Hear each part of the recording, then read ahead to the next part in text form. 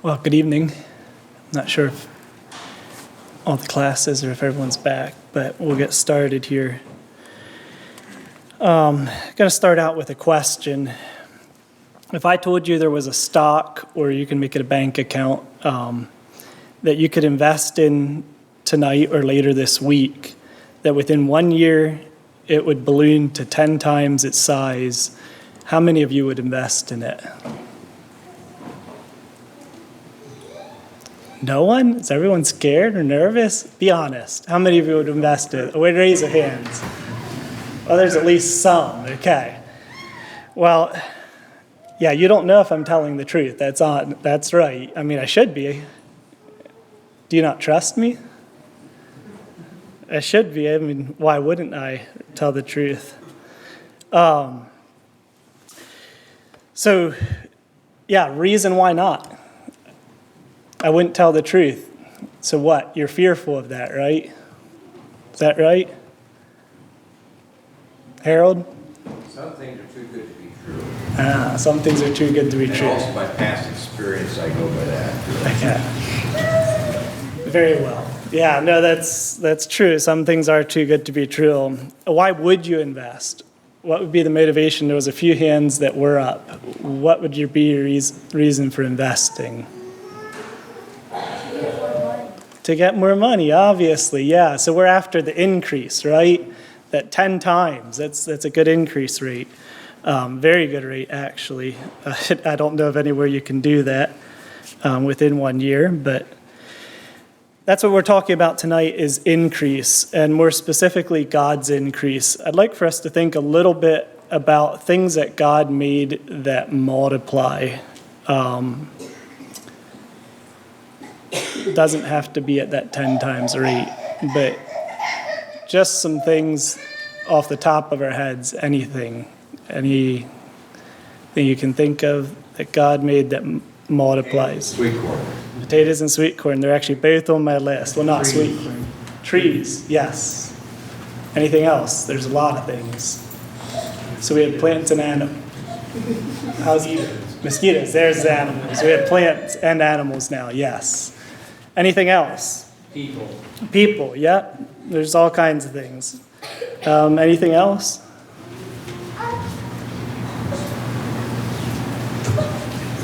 Cats. Cats, definitely, along with that, rabbits. A lot of different things. There's a lot. I had down here plant world, animal world, and along with animal world, thinking people as well. I mean, obviously we're not animals, we classify different, but living beings, not just animals. A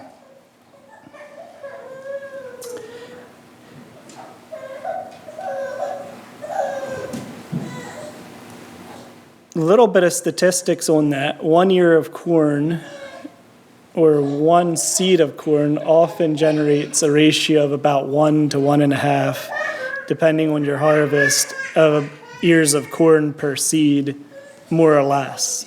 One kernel or seed of corn produces, let's just go with 1 ear. How many kernels are generated out of one? 750. Yeah, you're pretty exact. An average of 800, more or less, is what they came out with. Anywhere from 500 to 1,200, depending on your harvest. What about wheat? Wheat is another one that's pretty interesting. Any ideas out of 1 grain of wheat or 1 seed? Approximately 5 heads per plant, or from 1 seed, from what I was gathering, and about 22 seeds per stem, so about 110 per grain of wheat. Just a little interesting. So that's about 110%, 110 times increase if we take the amount of increase. The corn was 800 times or 750 times increase, and that's in less than a year. So, yeah, that's in a few months. Potatoes, if you plant 1 pound, on average, you get about 10 pounds out of 1 pound, so that's a 1 to 10 increase. That's a little bit the ratio I gave for the money or the investment. There's a few others I have. Some of them aren't as good. I'm just trying to think. Some of them are in pounds, so it gets a little confused. I think I'll skip over them. But anyhow, we see that God made things that multiply. There's some things, obviously, on earth that don't, like the amount of earth we have or matter here on earth stays the same. Well, I shouldn't say necessarily the same, but relatively the same. But we, as man, what have we made that multiplies?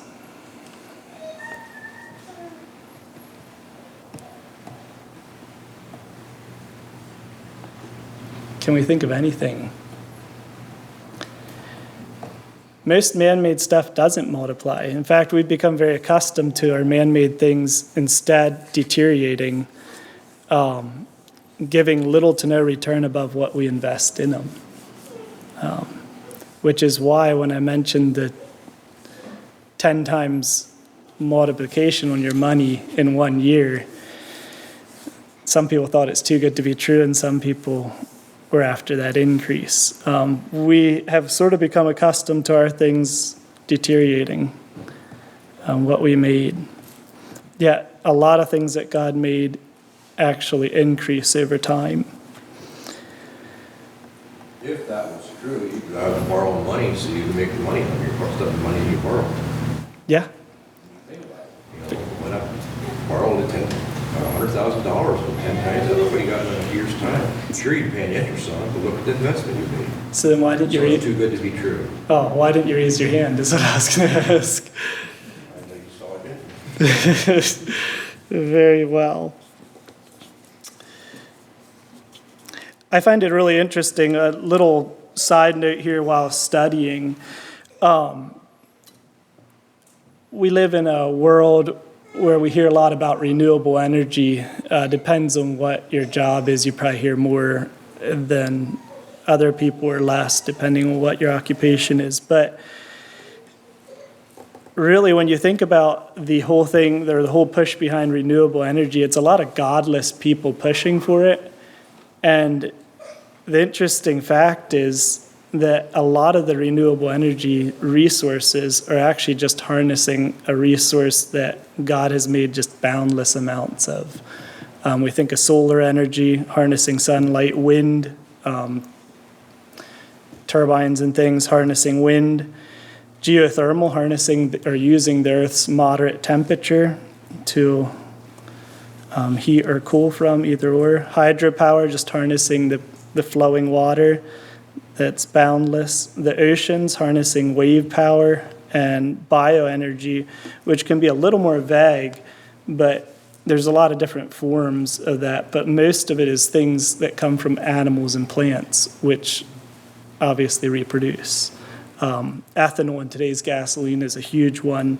Interesting fact on that, about 5.45 billion bushels of corn a year are used in the U.S. to produce ethanol, which in ears of corn would come out to about 610 billion years. So there's a lot of ears of corn turning into gasoline or being mixed with gasoline. Anyhow, I find it interesting that the very people that are very godless and want to protect the earth because it's deteriorating actually turn to God's resources as a renewable source. Turn to things that multiply, that God made that multiply, and they call it renewable. Interesting side note, but sort of applies.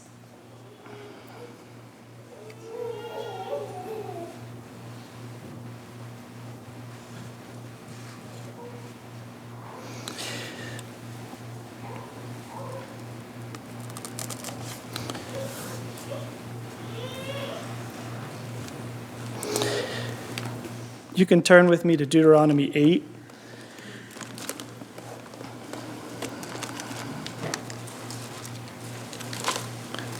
Sort of going along with that thought, I had some verses while studying that stuck out to me in here in Deuteronomy.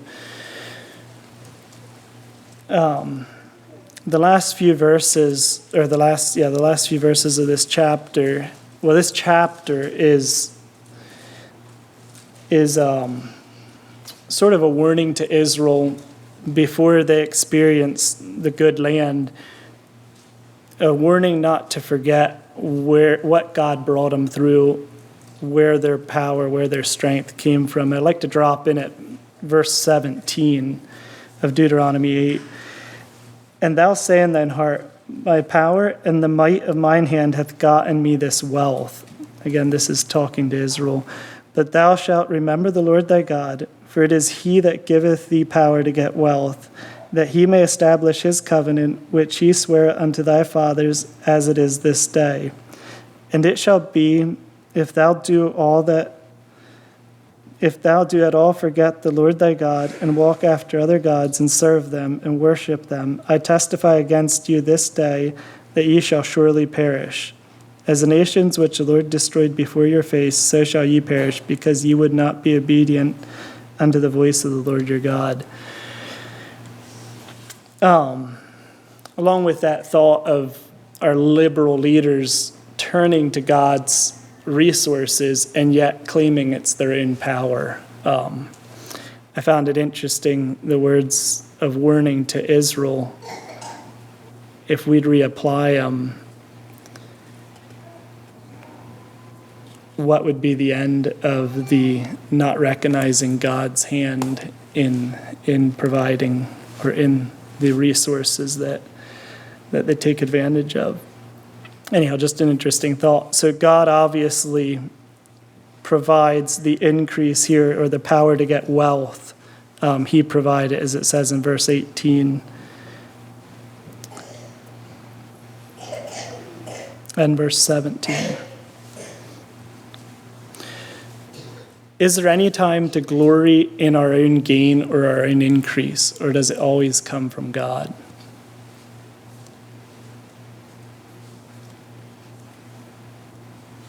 What do you have that you did not receive? Correct. Yeah. I would fully agree. I think sometimes we can boast about something we made. Maybe we built a house or something. But could have we done that without help from God in one way or another? Definitely a good thought to think about. Oftentimes it's hard to see, but I wish we could more clearly see how futile our efforts are in comparison to God's work. When we turn to our own strength, we lose our source of strength. Hence, we become weak. Proverbs 10:22 is actually where the inspiration for this came. You can turn there if you'd like. Proverbs 10:22 says, "The blessing of the Lord, it maketh rich, and he addeth no sorrow with it." It was in my devotions reading that verse that I started thinking about that verse. And so oftentimes we see blessings, but with the blessing comes a curse. How many of us like to take home a big paycheck? Just be honest. Like, this is no catch with this. Yet there is a catch, and the catch is you have to work hard to bring home a big paycheck.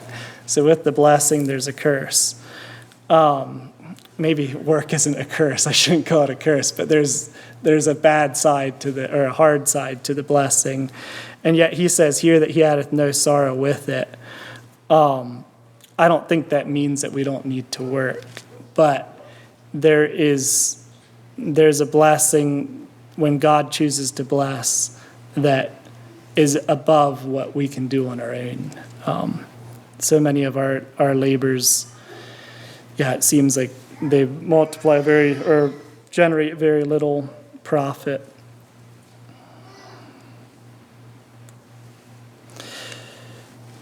You made your remark about, is there a possibility we should glory in anything we do? I do think we should be able to feel good that what we have accomplished, not of our own strength, what God did. An example, for Jesus, when David fought Goliath, God could have killed Goliath without David's help. but he still wants to use our hands and our feet to accomplish his task. So was David proud about that? He wasn't proud about it, but I think he was thankful. Yeah, no, I think it's good to, If you look at his account, one time he was actually going down the street, which his wife did not appreciate the way he went about doing it, but he was glorifying God on behalf of how God had delivered him from his enemies.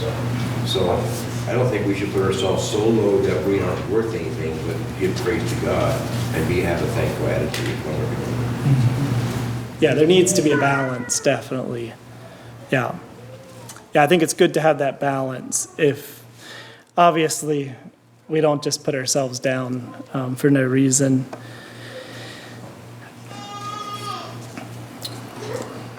Any other thoughts? As far as the curse affecting work, even in wrath, God renews mercy. He said, by the sweat of your face you shall eat bread, the sweat of your brow. Sweat feeds bacteria on your skin, produce lactic acid, and help to kill off germs.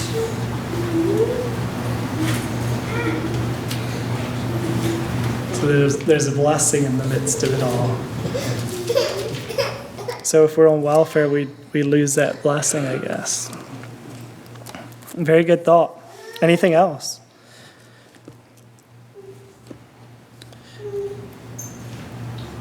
So I'm going to put an interesting twist on it.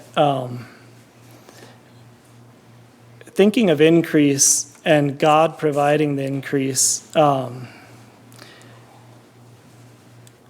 the twist is God provides increase in the physical, and we've looked at a lot of that. Can we put a spiritual twist on that?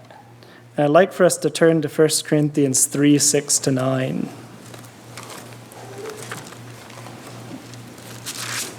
I wanted to look at the physical because obviously we have little power beyond what God has provided physically. And I'm wondering, or want to look at here what he has, or if that applies as well to the spiritual. 1 Corinthians 3, 6-9. I have planted, Apollos watered, but God gave the increase. So then neither is he that planteth anything, neither he that watereth, but God that giveth the increase. Now he that planteth and he that watereth are one, and every man shall receive his own reward according to his own labor. For we are laborers together with God. Ye are God's husbandry, ye are God's building.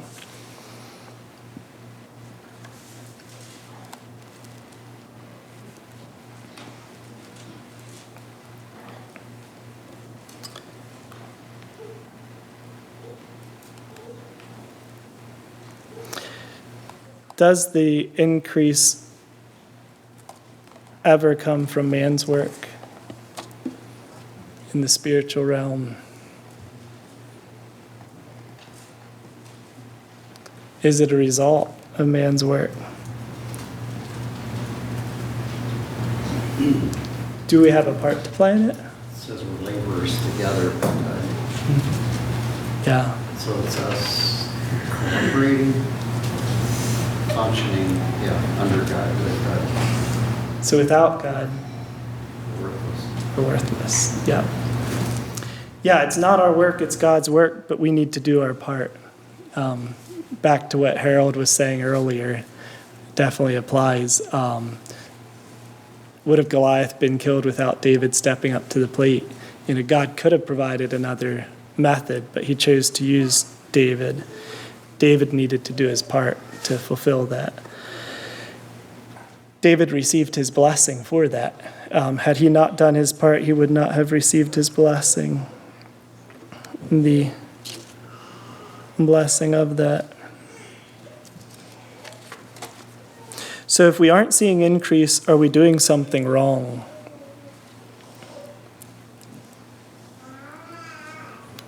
If a farmer comes to fall, and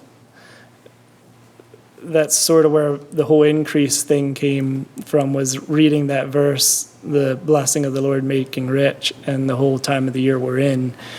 If a farmer comes to fall and there's no increase, he goes to harvest and he receives about what he put in, if that.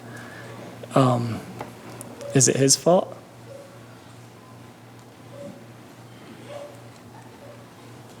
Doesn't the Bible say there's always going to be seed time and harvest? So then it's It God's doesn't say fault. how much, but there's going to be a harvest.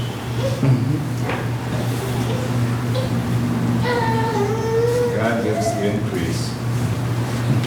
He's not necessarily on our timetable.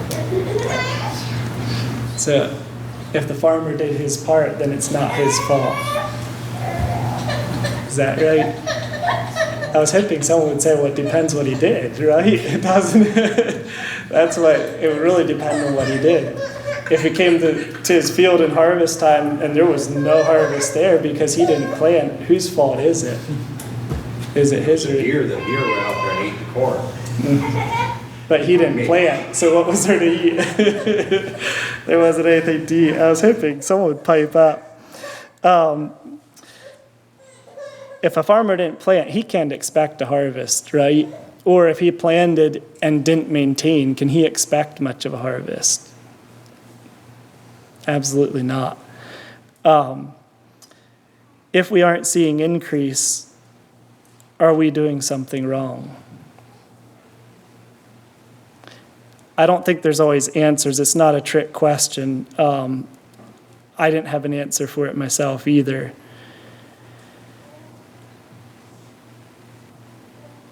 I think we have to remember that God gives the increase.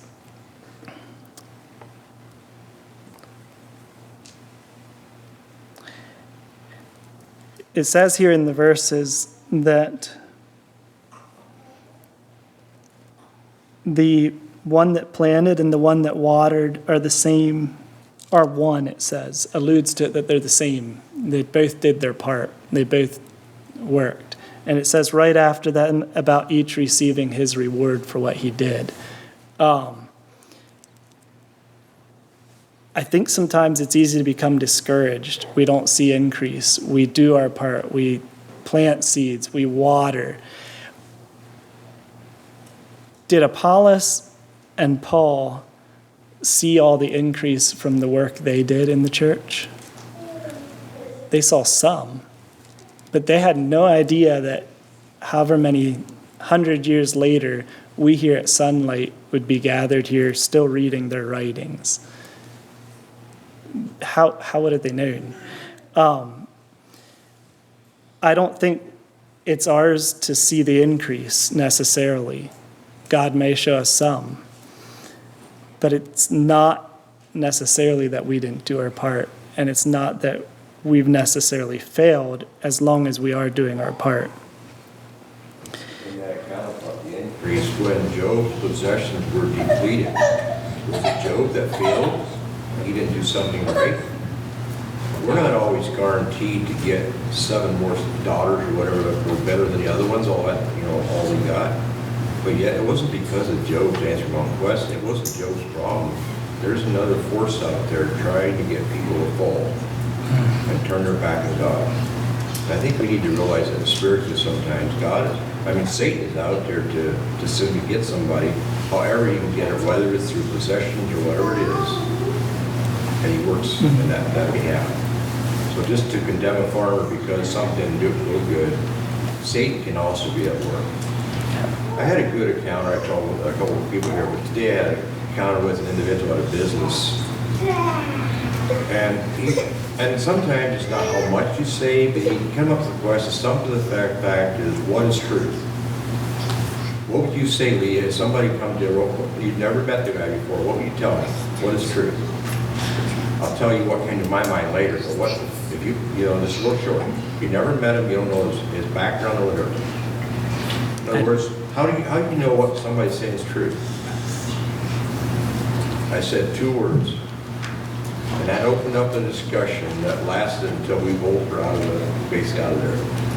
The person behind the counter wondered if he was ready. I said, no, he's not ready. Because we were still in discussion about demonic things and various different things. But back to what would you tell a person, anybody, what would you tell a person if they ask you what is truth? Anybody? You're thinking.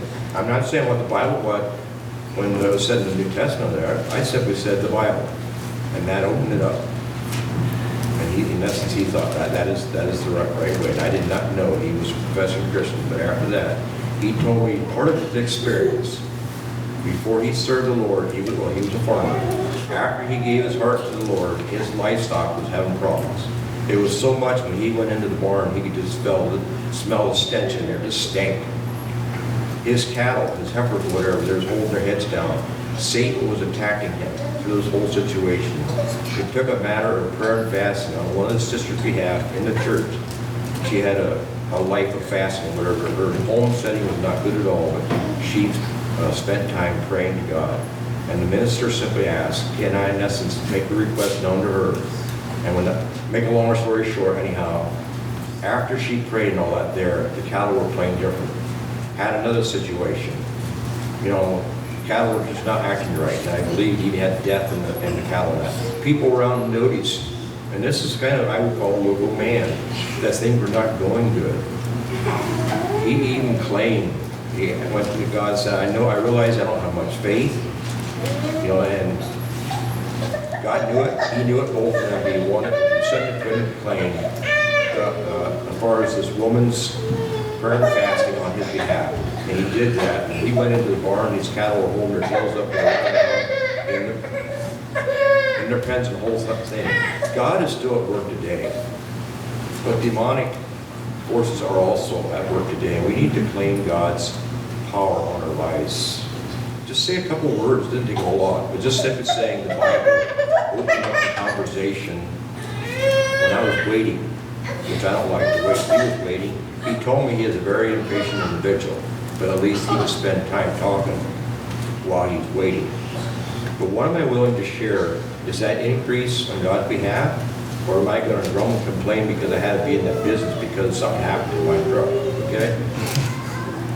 I would rather have been at work, okay? That was not my choice, but do we use opportunities when things are not the best? There's different ways we can have increase. But just a little example there of what we share can make increase for God's work. Yeah.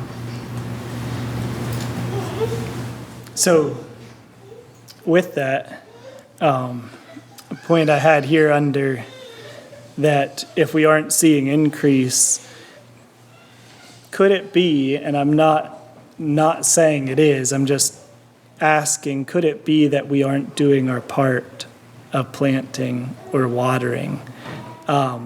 Just throwing that out there. And how can we tell if it is? What would cause it to be that? What would cause us not to plant or not to water? What would be the key thing? Any thoughts?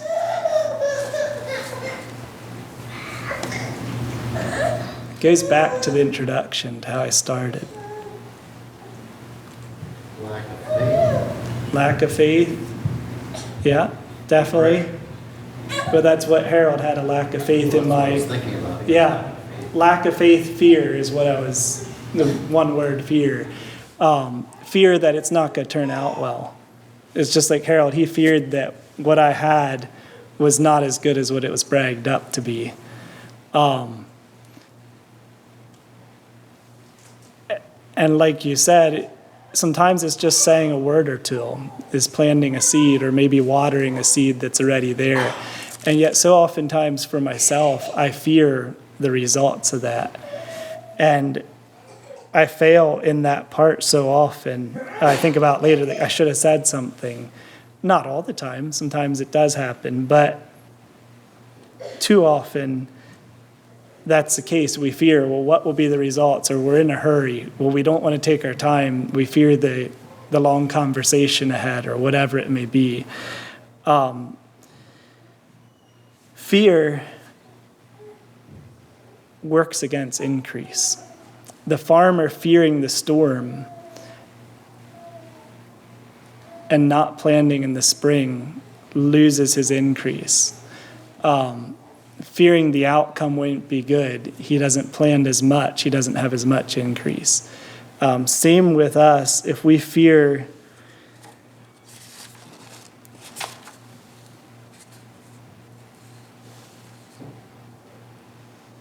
what the results might be, we tend to not plant or not water. Just something to think about. Not saying that that's a problem. Not saying we have a problem with that here. I'm just saying as a rule of thumb that can definitely happen. Should we be looking at the increase and judging ourselves by the increase? A farmer tends to judge the year by its increase, right? Should we be doing that in the church?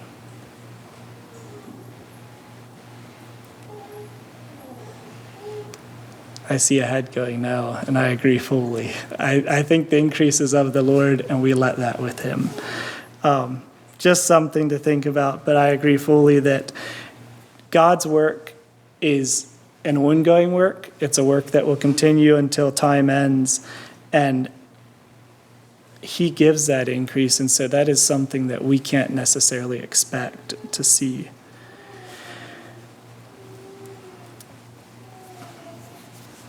Luke 6:38 talks maybe a little bit, not so much on the spiritual realm, but I think we can apply it to that.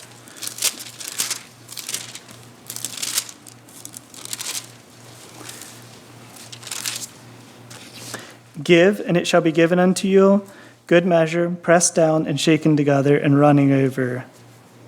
Shall men give unto you, unto your bosom? For with the same measure that ye meet withal, it shall be measured to you again.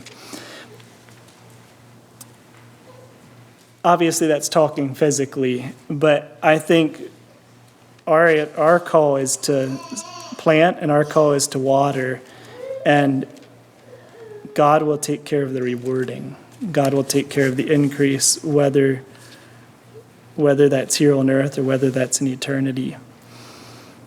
If we do our part, we will be rewarded accordingly. So, if you could measure your life in comparison to eternity, how big would that be? Would eternity be 100 times larger? 1,000 times larger? 1,000,000, 1,000,000,000? We can't put a number on it, right? Are we investing now for eternity? A verse I'd like to end with: they that sow in tears shall reap in joy. He that goeth forth and weepeth, bearing precious seed, shall doubtless come again with rejoicing, bringing his sheaves with him.